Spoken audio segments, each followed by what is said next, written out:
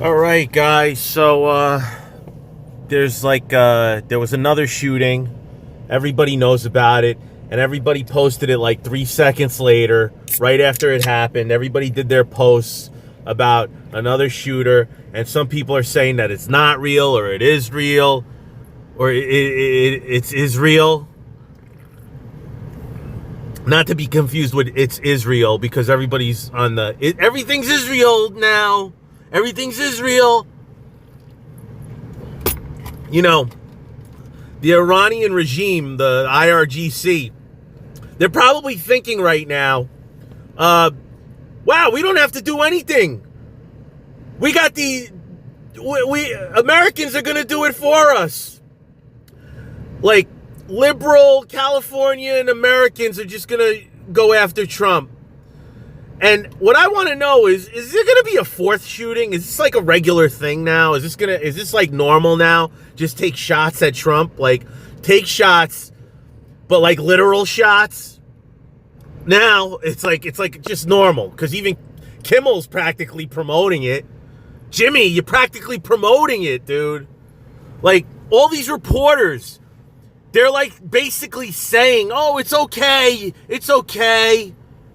Like, how do you guys want people to die? I mean, I don't understand. Like, what happened to like America? Like you shouldn't shoot anybody. How about that? Unless they're trying to kill you. All right. Suspect as the days come out, but I will at the White House for us. He has the very latest, I guess, on the investigation, which is not only ongoing at this hour, it seems to be advancing just a bit, David. Kevin and Alicia, it is. I spoke to two law enforcement sources briefed on this evolving investigation. The suspect's name is Cole. This guy's 31 years old. Guys, young people are fucked. They are so fucked, guys. They are so fucked. And I don't care. I won't get views for this or whatever, but like, they are so completely fucked. Because, like this is becoming a normal thing now. Allen, 31 years old. He's from Torrance, California, Southern California. We know that the FBI going through his apartment right now. We're told that he may have been a guest at the hotel. That's been reported as well. We're going to get a little bit more details there, but that guy looks like he could be possibly white, possibly something else. Let's see where everybody takes this one. Like, you know what? I don't know if you could say that it's a positive thing about this is the diversity recently in the past 10 shooters for shootings have been quite diverse, guys. You know, it's going to be hard to like make your shitty premise that all these school shooters and shooters are white, straight males. You know, I mean, unless you ignore this stuff, you know? But, I don't know. He seems like, I don't know. You could go either way here on this one. All right. Is a picture that you see on the screen next to me. I still don't know why his shirt's off. Maybe they had to take it off to see if he had guns underneath or whatever. I don't know. Or did he took his shirt off like the Incredible Hulk before he went full gung-ho? Of Cole Allen, per two senior law enforcement sources briefed on this matter. They're going, as I said, through the apartment, through cell phones, to see who he may have spoken to see if anybody was aware of this.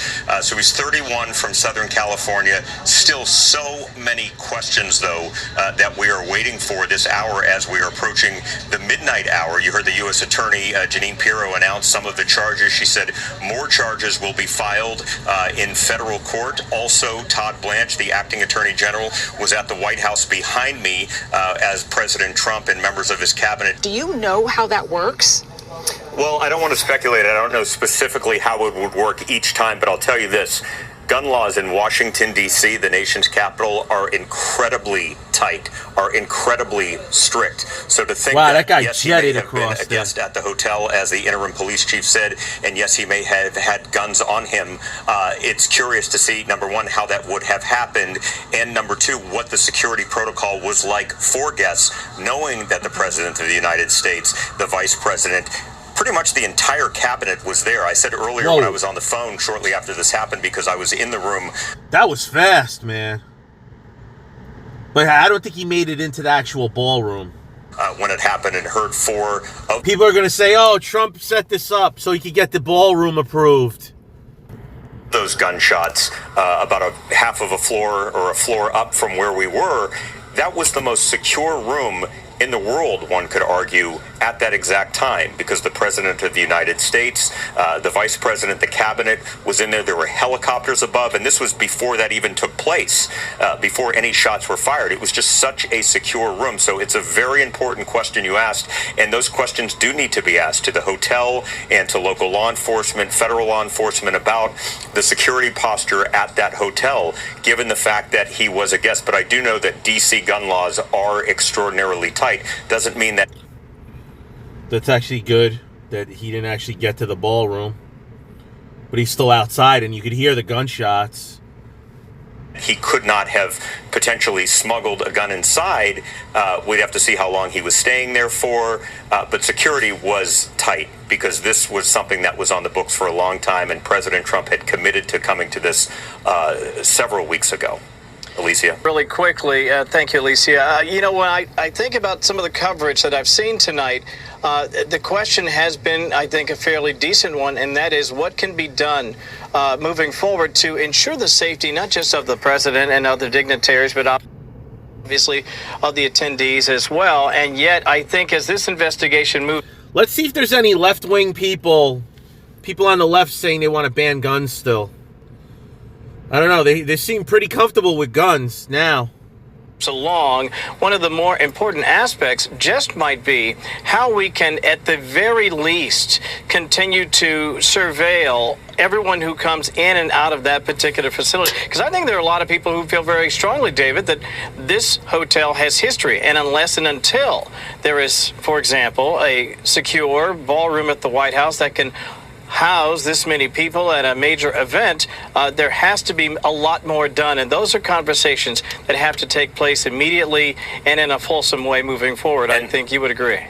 Yeah, I would agree, and I will add that this hotel, for people that don't know, is the hotel where just outside, downstairs, Ronald Reagan was shot in 1981. That's right. And many people remember that. That was outside. That was a different circumstance. It was a different entrance. But that was where President Reagan was shot. So the hotel absolutely had history, and there certainly will be a full review of this going forward. This is where the dinner has been held for decades.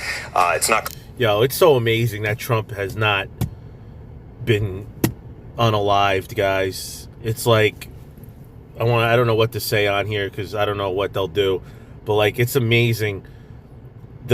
And after some shit goes down, he's just, talking to people and shit still. I mean, whatever you want to say. I mean, if you hate him or love him, the guy, I mean, he's out there no matter what.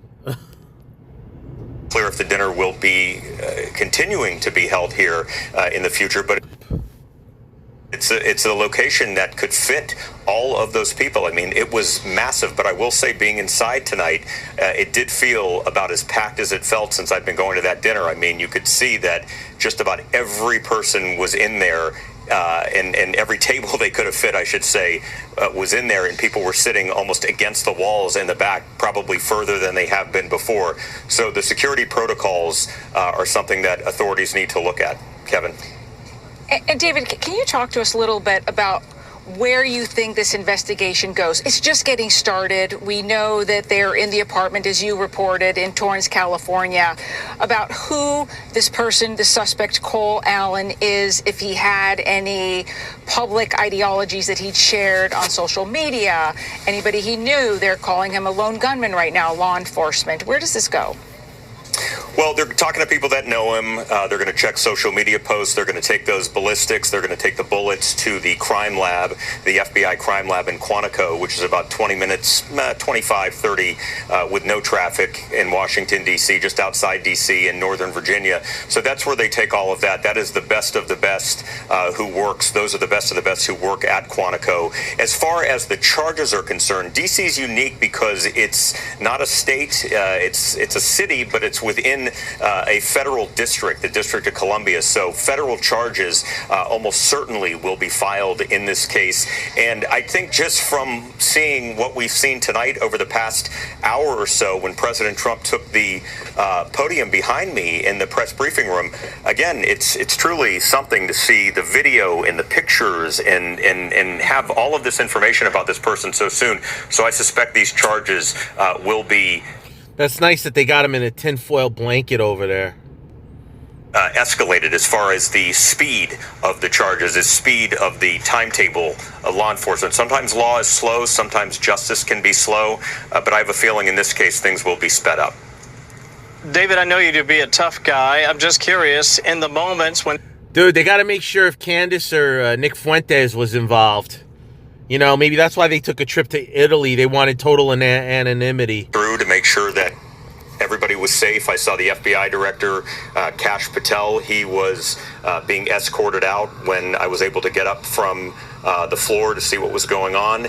And it was chaotic. I mean, no question it was chaotic. But in the end, we're thankful that nobody was hurt inside, and we're thankful that the officer is okay. Immediate moments when all of this was unfolding, we were hearing conflicting reports that this was going to continue, that the event was going to continue. The president wanted to go back out there and make his speech that basically that the... That's fucking...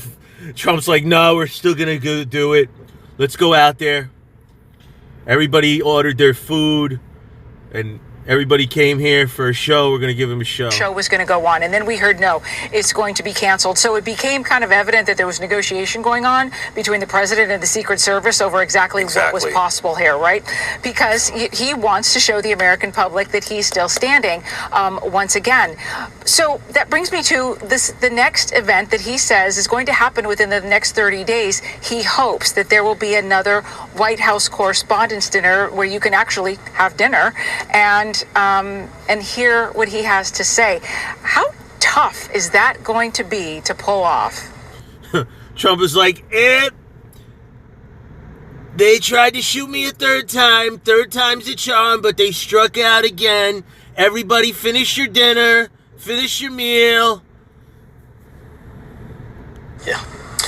Well, it's going to be difficult because the White House Correspondents Association, who works incredibly hard, and the board, Jackie, and everybody on that board worked so hard all year to put this on.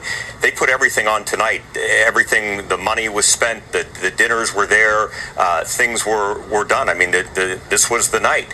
So to get that together in 30 days might be difficult, but it's something the president said he wants. I suspect that he spoke to members of the board as well.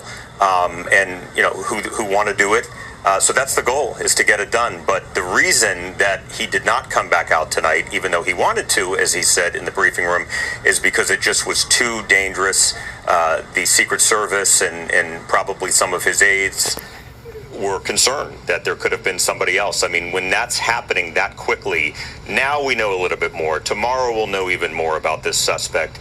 But as it's happening and you're 30, 45 minutes out, you don't know if there could be another shooter or another attacker. So you have to be careful, and that's why that decision was made. David, we're looking at Thank pictures God, of the video man. that the White House released, some of the security footage. What struck you in watching how quickly the gunman tried to rush past the mags and how quickly the team sprung into action? Incredibly quickly. He was going for it. He was ready to go for it, and those Secret Service officers and officers were there. They were incredibly brave, and they jumped into action. And you know, we're glad that officer is okay. That was hit. The officer was hit. His bullet resistant or bulletproof vest was hit, and we're glad that person's okay. But yeah, it just shows you what these people deal with on the stage. President Trump and Vice President Vance, and it's a miracle nobody got killed, guys. Nobody got killed. First Lady. They were all taken to Miracle. safety, and immediately you saw agents with long guns and shotguns, rifles come to the stage just seconds after it sounded. Those gunshots sounded, so they were ready, and they are ready. Incredible reaction. Alicia. Yeah, and David, I think this week coming up is going to be very interesting in Washington when it comes to the conversations. Bill Melugin pointed out very early on when all of this was unfolding that as of right now, the U.S. Secret Service under the DHS is not fully funded. There are some frontline agents that are being paid. They're getting money from the big, beautiful bill, but there are many people behind the scenes who are not. And I have to imagine that tonight that changes at least some of the conversations, if not some sort of action maybe going forward. Well, it certainly may do that, no question, because, yes, part of the Secret Service has been without funds, and that clearly is something that I think lawmakers on both sides will talk about. But yeah, they're going to say that Trump staged this thing, or they're going to insinuate it. Like, because there's not much they could go with now. They can't put a positive spin at their end. On the left, they got to be like, oh, it's all this. They're gonna blame Trump. It's Trump's fault. Something else is very important to mention is that on Monday, King Charles and Queen Camilla are coming over from the United Kingdom. That's right. And they are going to come here for a state visit for several days. And they're going to be in Washington. Sure, they're going to be at the White House behind me. Things are secure here. But they also have plans to go to New York and meet with everyday people.